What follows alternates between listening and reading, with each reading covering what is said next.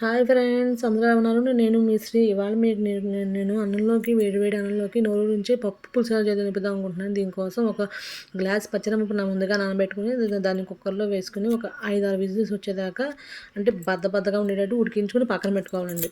ఇప్పుడు పొయ్యి మీదకి ఒక ప్యాన్ పెట్టుకొని అది వేడెక్కాక ఆయిల్ వేసుకొని, ఆయిల్ కూడా వేడెక్కాక ఆవాలు చిటపటమన్న తర్వాత జీలకర్ర కూడా ఒక్కసారి వేగాక మినపప్పు ఇవన్నీ ఎర్రగా వేగిన తర్వాత కరివేపాకు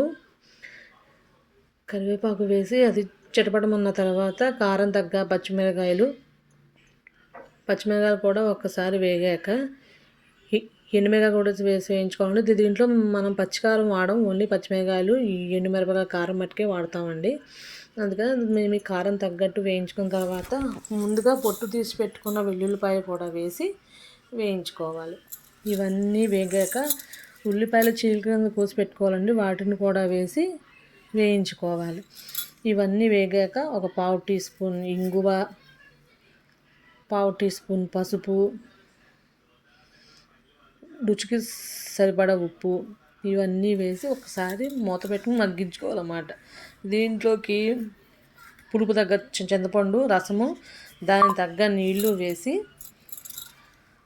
బెల్లం ఇది తీయగా ఉంటుందండి పులుసు. బెల్లం మీ టేస్ట్ మట్టి వేసుకుని, మేమైతే బెల్లం ఎక్కువ వేసుకుంటాము.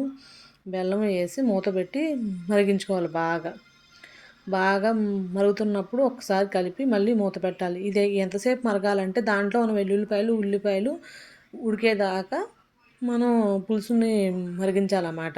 ఉల్లిపాయ ఉడికాక మనం ముందుగా బాయిల్ చేసి పెట్టుకున్న పచ్చెనపప్పు దాంట్లో వేసేయాలి. పచ్చిశనగపప్పు వేసేసి ఒక్కసారి బాగా కలుపుకొని మళ్ళీ మూత పెట్టుకుని మరిగేదాకా ఉడికించుకోవాలి.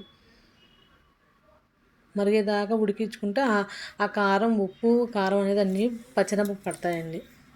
మళ్ళీ ఒక్కసారి తీసుకొని అది ఉడుకుతున్నప్పుడు అలాగ నూనె పైకి తేలుతున్నప్పుడు దాంట్లోకి మనం కావాల్సినంత కొత్తిమీర వేసుకొని కలిపేసుకొని మూత పెట్టుకుని దింపేసుకోవడమే.